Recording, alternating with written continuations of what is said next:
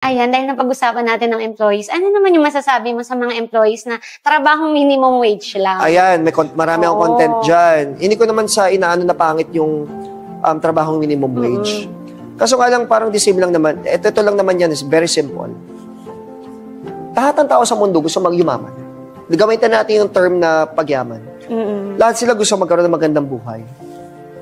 Pero palagi natin isipin, Miss Joycey, in terms of being successful, and in terms of creating an empire, na pag mayaman ka talaga, action mauna before the compensation.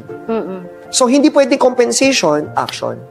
What I dislike about the hiring process and the hierarchical corporate structure, nauuna ang compensation versus dun sa trabaho.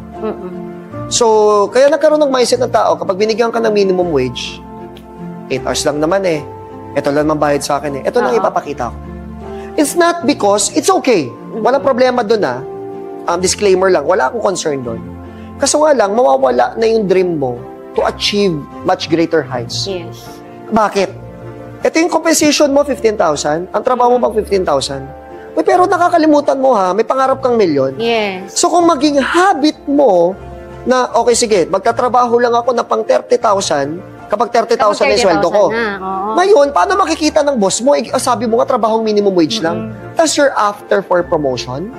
Hindi ko ipopromote ang taong nakikita ko na hindi naman pang 30,000 na ano niya. Yes. Kasi it's unfair for the company.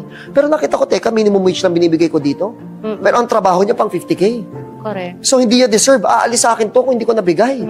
So kailangan ko taasan ang sweldo nito na 50K. Kasi deserve niya yon. Pero nauna ang action bago ang promotion. Magbigay mo na ng value. Exactly. Paano pang million? Gusto nila, I want to earn 1 million. Anong galawan mo ngayon pang 1 million ba? Gagalaw ka lang ng pang 1 million pag meron ka ng 1 million per month? Paano mangyayari itong 1 million? Una muna ang galaw.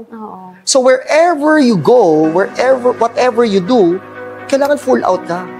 Hindi yung, okay, sige, ito lang pasweldo ko, ito lang gagawin ko. Hindi mag-full out ako. Not because na nagsaserve ka lang at libre yung trabaho mo, no. You need to create a habit of millions. Kasi pag nagkaroon ka ng habit of million, pag dumating na yung opportunity ng pang milyon, sanay ka na ng milyon. So kahit ngayon, 15,000 ka pa lang, pero dumating yung 100,000 na opportunity, ready ka na. Hindi yung mag-a-adjust ka pa, uy, may 100,000 opportunity. Paano nga pala to? Nasanay akong trabahong minimum wage. Yes. And also, ang mga CEO, ang mga owner, naghahanap yan sa loob. Homegrown. Exactly. Diba? Tinitingnan mo sino kaya dito ang pwedeng gumawa ng ganitong project. Yes. Kasi if hindi sila nag-grow, hindi nila in-improve yung sarili nila, wala talaga. Maibibigay yung opportunity sa ibang tao. Sa school na lang naman kung sinong pabibo Correct. Automatic, yan ang, alam mo yun, yan ang parang magiging favorite. Normal naman yun. So, kung sinong pabibo din, na parang hindi sapat yung sweldo binibigay ko dito, i-promote ko nga. Yes. So, mas lamang, mas may edge yung nag-show up. May mas edge yung nag-over-deliver. Yes. Ang inutos sa'yo is ganito, pero mas ginalingan mo pa, mas mapapansin ka. So, that's human nature.